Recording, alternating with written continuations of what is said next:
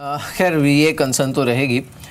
इस बीच निर्मल, इन लेवल्स के आसपास इफ़ एट ऑल अगर थोड़ा बहुत करेक्शन आता है मार्केट में, तो आपकी सलाह क्या होगी इन्वेस्टर्स के लिए, those who are on the sidelines? नहीं, मार्केट में वन साइड अपसाइड कभी भी कंटिन्यू नहीं कर सकती है, ऑलवेज करेक्शंस होंगे। और अगर बहुत ज़्यादा मार्केट चलता है तो एक छोटे से बहाने से भी मार्केट का करेक्शन तेज़ी से आता है। सो मैं समझता हूँ कि मार्केट में करेक्शंस आएंगे, जरूर आएंगे। पर अगर आप 3 से 5 साल का व्यू लें मार्केट का, तो यहाँ से भी काफ़ी अच्छा रिटर्न मिलेगा। आप अगर 3 महीने का व्यू चाहते हैं तो मेरे पास उसके लिए कोई व्यू नहीं है। जी मिस्टर जैन, अगर ठीक है करेक्शन आता भी है तो जो रेस्पॉन्सिबल फैक्टर्स है वो क्या हो सकते हैं? क्या ग्लोबल फ्रंट पर कोई रिस्क आप देख रहे हैं क्या अभी इंडियन मार्केट्स के लिए? वैल्यूएशन अगर ज़्यादा होते हैं तो छोटी मोटी चीज़ों से भी मार्केट में करेक्शन आ जाते हैं। PSU बैंक्स के जो लॉसेस हैं वो एक चिंता का विषय है। उसके अलावा अगर ग्लोबली कुछ स्थिति ऐसी उत्पन्न होती है कि जैसे इमर्जिंग मार्केट या इंडिया में एक बार जो फॉरेन इन्वेस्टर्स हैं उन पे अगर कुछ प्रॉब्लम होती है तो एक बार थोड़ा सा झटका मार्केट को लग सकता है। Locally I think corporate earnings है, और अगर जो पॉलिटिकल सिचुएशन है या बॉर्डर पे जो सिचुएशन है उसमें अगर कुछ ज़्यादा गंभीर समस्या उत्पन्न होती है तो मार्केट को थोड़ा सा करेक्शन का मौका मिलता है। चलिए, इस बीच हमारे साथ नितिन राहेजा भी जुड़े हैं। मार्केट का आज एक नया हाई हिट हुआ है। मोदी सरकार के 3 साल कंप्लीट हो रहे हैं। हमारे साथ राकेश बियानी है, निर्मल जैन है, मिहिर वोरा हमारे साथ हैं, और अब नितिन राहेजा हमारे साथ जुड़े हैं। नितिन, मॉर्निंग टू यू, शुक्रिया इस बातचीत में शामिल होने के लिए। अनफॉर्चुनेटली मार्केट्स में एक चीज़ जो कि बड़ी कॉमन है वो that they can remain irrational for much longer time than anticipated. शायद ऐसा कुछ हो रहा है मार्केट में इस समय?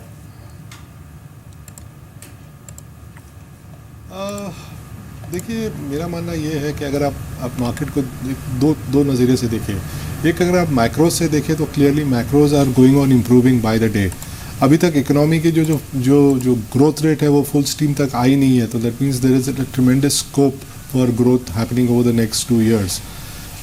ये एक हो गया। दूसरा आप देखें, और दूसरी बात उसमें है कि अगर आप देखें कि जो ऑल्टरनेटिव इन्वेस्टमेंट चैनल्स हैं वो लेस अट्रैक्टिव हो गए हैं vis-à-vis financial instruments and equities more particular, with interest rates being where they are.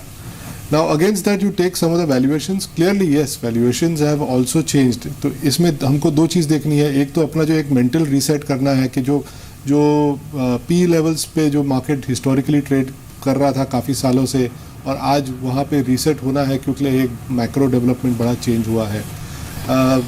और क्लियरली एक दूसरी बात जो on the while at the short term, I think yes, the fundamentals are, I mean, if you look at the valuations are, especially mid cap or small cap में fairly priced, but the trend is clearly moving upwards.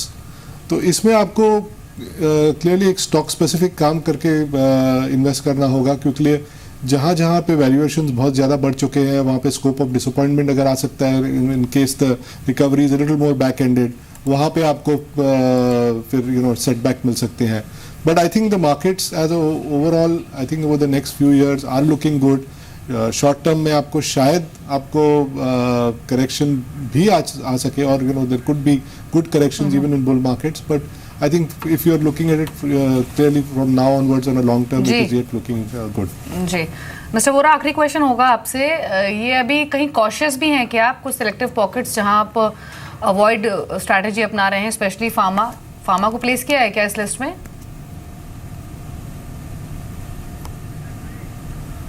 Pharma पे हम काफ़ी समय से underweight हैं, लेकिन जिस तरह से स्टॉक्स शार्पली करेक्ट हुए हैं specially in the last couple of months, काफ़ी इंटरेस्टिंग जोन में आ रहे हैं। सो while business conditions are really bad and many companies have made mistakes which they are now rectifying, valuations have been beaten down so much that it's really a time to start looking at this segment, I would say.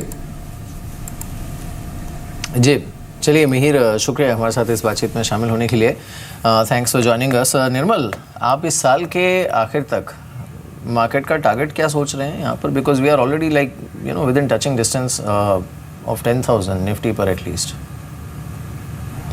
Target is very difficult, क्योंकि ये तो market है, और वही मैं कहता हूँ अगर आप 3 से अगर 5 साल देखें तो मार्केट 50 से 100% रिटर्न दे सकता है, पर मैं 3 महीने 6 महीने का कोई टारगेट नहीं दे सकता हूँ।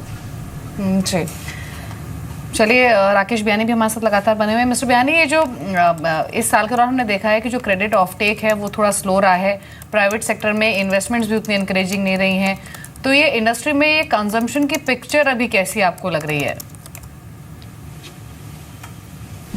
मेरा क्या थिंकिंग है, the fact that while credit at the current cost level, but at the same time अगर हम स्टॉक मार्केट को देखेंगे, share prices and stock markets have moved also in line with beyond the expectations of most of the people.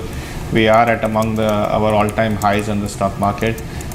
We've had one of the best years in terms of number of companies reaching out for IPOs and QIPs and private placements. So while maybe the debt instruments are not happening at the same level as what we had expected, but at the same point in time, there is a lot more activity happening in the equities market, and I am assuming the fact that many companies today are opting to go through that route, raising capital rather than raising debt for their investment needs. जी बिल्कुल। चलिए इस बीच Sandeep Bhatia head of equities Macquarie, उनसे हमने बात की। एक बार सुन लेते हैं कि उनका व्यू मार्केट के रिकॉर्ड लेवल्स पर इस समय क्या है। मार्केट महंगा हो चुका है एंड इसलिए जो भी बाहर से कभी अर्निंग्स का थोड़ा नेगेटिव डिसअपॉइंटमेंट होता है या कोई एक्सटर्नल सिचुएशन में तनाव आता है तो मार्केट में करेक्शन होता है। बट सोचना ये है और मेरा ये मानना है कि अगर ये मार्केट करेक्ट हुआ 5 to 10% नीचे गया तो इसमें बाय करना है, क्योंकि जो इंडिया का जो अर्निंग्स ट्रेजेक्ट्री है, जो अब तक डिसअपॉइंट किया है, जो ब्रॉड अर्निंग्स ट्रेजेक्ट्री वीक रहा है, वो इस साल और नेक्स्ट 2 years में डेफिनेटली इंप्रूवमेंट आएगा। सो हो सकता है कि अगर ग्लोबली कुछ वीकनेस है तो 5-10% का ड्रॉप देखने को मिले भी। लेकिन नितिन, एटलीस्ट एक चीज़ है इस मार्केट में इस समय कि जो 2008 के पीक में हमने देखा था, उस तरह की फ्रेंजी या फिर उस तरह का जिसे मैड रश या यूफोरिया हम कहते हैं, वो एटलीस्ट इस समय नहीं है मार्केट में। हाँ, क्लियरली अगर आप देखें तो जितने भी आप एनालिस्ट से बात करें या फंड मैनेजर, सबकी कंसर्न बहुत ज़्यादा है वैल्यूएशंस के ऊपर। सो जो क्लियरली है, और everybody wants to be cautious. तो ये जो ट्रेडिशनल जो फुल फ्लेजेड बुल मार्केट में जो फ्रेंजी होती है, जहाँ सबको बाइंग के नए रीजंस मिल जाते हैं और नए जस्टिफिकेशंस मिल जाते हैं, वो नज़र नहीं आ रही है। सो अभी तक वो जो character but at the same time अगर आप मिड कैप या स्मॉल कैप कंपनीज को देखें, वहाँ पे क्लियरली आपको if you follow various social media, आपको कोई ना कोई नए नए स्टॉक्स दिखाई पड़ते हैं जो डबल हो रहे हैं या ट्रिपल हो रहे हैं, and so and so fourth. तो in that segment there is some amount of frenzy that you are seeing. जी, लेकिन मोदी सरकार के 3 साल पूरे होने पर हमने अलग अलग हाउसेस का व्यू तो लिया ही है सरकार के कामकाज को लेकर, मार्केट की परफॉर्मेंस को लेकर, और इसी कड़ी में एक एक्सक्लूसिव बातचीत मिहिर ने की इनाम ग्रुप के चेयरमैन वल्लभ भंसाली से, जिन्होंने कहा कि मोदी सरकार ने 3 साल में बेहतर काम किया है और सरकार के कदमों से निवेशकों का जो भरोसा है वो काफ़ी बढ़ा है।